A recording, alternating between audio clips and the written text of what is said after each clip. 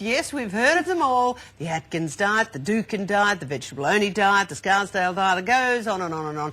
It's hard to know which way to turn when it comes to balanced diet. Here's a family who are just as confused as we are. Have a look.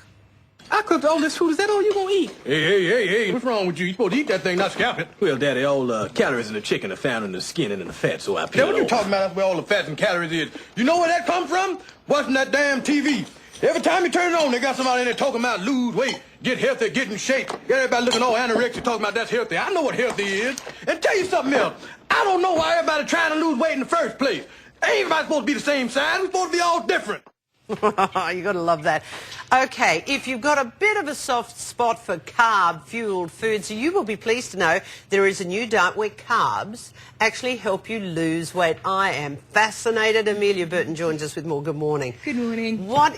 What's this new thing I know. now? It's confusing, isn't it? First, carbs are the enemy, now they're our friend. Just to begin with, there are many, many different types of carbs. So what we're talking about now is carbohydrates that contain something called resistant starch. Okay.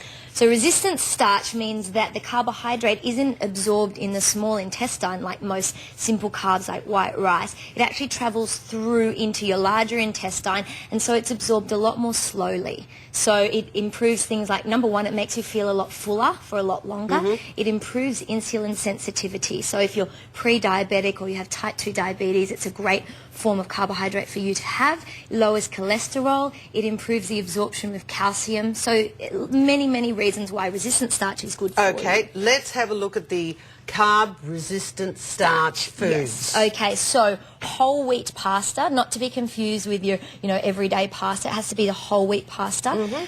You've got your beans. Kidney beans. Kidney beans, but any beans, so lentils, chickpeas, you've got to think of it as foods that have a bit of a shell or that have a bit of a husk around them. So oats are a great one, quinoa, lentils, and the great thing with potatoes is that, I know. I'm loving this. Tell me more about potatoes. The one thing with the potatoes is when you cook them and they're hot, it ruins the resistant starch, but when they're cooled down again, then you have a lot more resistant starch in there. So a healthy potato salad might be an option for you. So you can have cold potato, cooked potato. Cold cooked potatoes are fantastic. Okay. They've got a lot of resistant starch. And clearly over here, what sort of bread's so this? again, obviously not your white breads. You've got your lower GI, your rye breads, your more grainy breads. Bananas, they have to be green. So this is one of the ones that... What is the point of having a green banana? Come on, you've got to eat it green. Yeah, you have to eat it green. What happens when it's... Once it goes right, the riper it is, the less of the resistant starch that's in there. Knife? I know.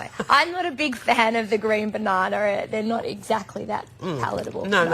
Okay. Okay, so what here's about this stuff over here? So this is a day, this particular diet we're talking about, it's called the Carb Lovers Diet.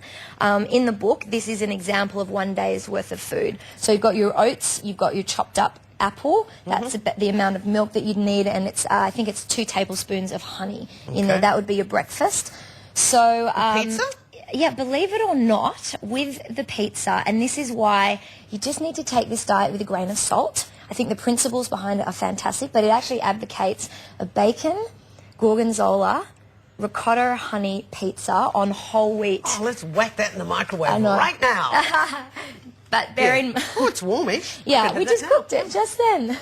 But it is on a whole wheat base. So, yeah, take that with a grain of salt. Whole wheat base. Yeah. Okay, what's this? So these again, these are it's peanut butter, chocolate, and rolled oats. You would have one of those. You are kidding me. Yes. Peanut butter, chocolate, and rolled oats. Yes. And what's the news about sugar? Yeah, sugar is an interesting one because they're sort of saying that, well, no longer is sugar the enemy. Now, I need to explain to you that sugar, like carbohydrates, there are many, many forms of it. So sugar in its resistant starch forms, in carbohydrates, is fine. We all need a bit of it. Refined sugar, yes, it still is the enemy. In the 1900s, we were having 10 kilograms per person per year. In the 60s, we were having about 20. And now we're having over 32 kilos of sugar per year. Be careful, as you say, take it easy. Good info, though. Thank you very much, Amelia Burton. Okay.